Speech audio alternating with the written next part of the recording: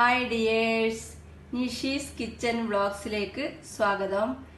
ഇന്ന് ഉണ്ടാക്കിയിട്ടുള്ളത് നല്ല ടേസ്റ്റി ആയിട്ടുള്ള വെണ്ടക്ക മസാല. സബ്സ്ക്രൈബ് ചെയ്യാത്തവർ കാണുന്നുണ്ടെങ്കിൽ ഒന്ന് സബ്സ്ക്രൈബ് ചെയ്യണേ.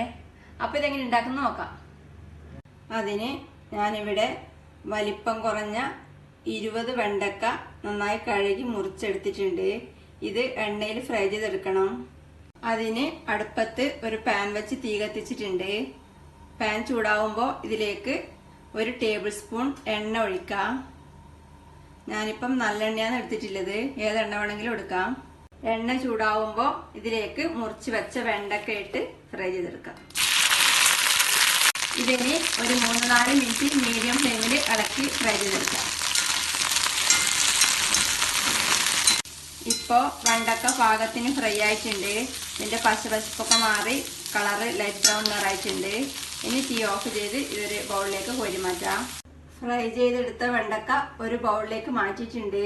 ഇനി മസാല ഉണ്ടാക്കാൻ വേണ്ടി അടുപ്പത്ത് ഒരു ചട്ടിയോ കടായിയോ വെച്ച് തീ കത്തിക്കാം. ചട്ടി ചൂടാവുമ്പോൾ ഇതിലേക്ക് 1 ടേബിൾ സ്പൂൺ എണ്ണ ഒഴിക്കാം. ഞാനിപ്പം നല്ല എണ്ണയാണ് എടുത്തിട്ടുള്ളത്. എണ്ണ ചൂടാവുമ്പോൾ ഇതിലേക്ക് 1/2 ടീസ്പൂൺ ചെറിയ ജീരകം ഇട്ട് പൊട്ടിക്കാം. ജീരകം പൊട്ടിക്കഴിയുമ്പോൾ ഇതിലേക്ക് ഒരു വലിയ സവാള നേരത്തതായി മുറിച്ചത്, 2 പച്ചമുളക് മുറിച്ചത്, 4 ചെറിയ അല്ലി വെളുത്തുള്ളി ചതച്ചത്, ഒരു ചെറിയ കഷ്ണം ഇഞ്ചി ചതച്ചത്, ഇതെല്ലാം കൂടെ ഇതിലേക്ക് ഇടാം.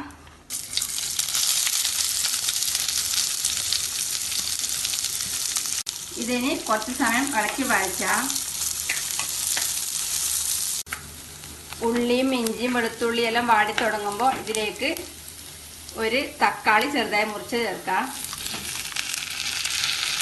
ഇതിന് ഇളക്കി വഴറ്റാം.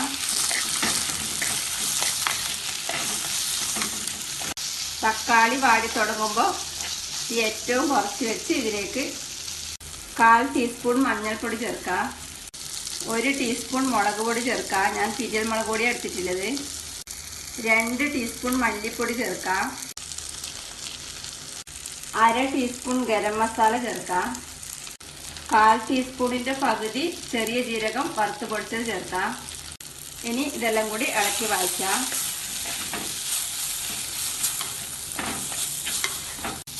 ഈ പൊടികളുടെ എല്ലാം നല്ല മൂത്ത മണം വരുമ്പോൾ ഇതിലേക്ക് ഫ്രൈ ചെയ്ത് വെച്ച വെണ്ടക്ക ചേർക്കാം. ഇതെല്ലാം കൂടി ഇളക്കി മിക്സ് ചെയ്യാം.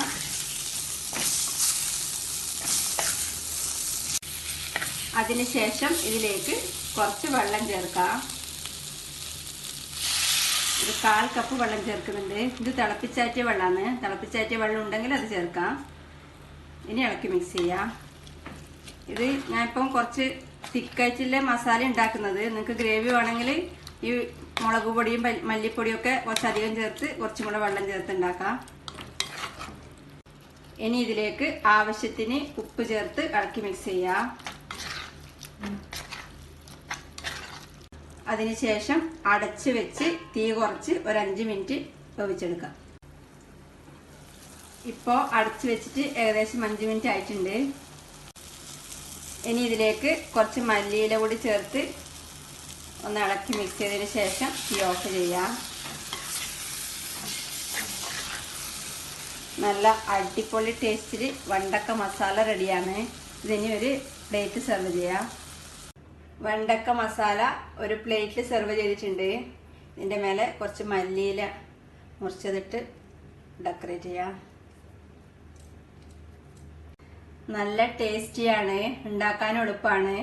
ചപ്പാത്തിൻ്റെ കൂടെയും ദോശേൻ്റെ കൂടെയും ചോറിൻ്റെ കൂടെയും ഒക്കെ നല്ല കോമ്പിനേഷനാണ്. എല്ലാവരും ഉണ്ടാക്കി നോക്കുക.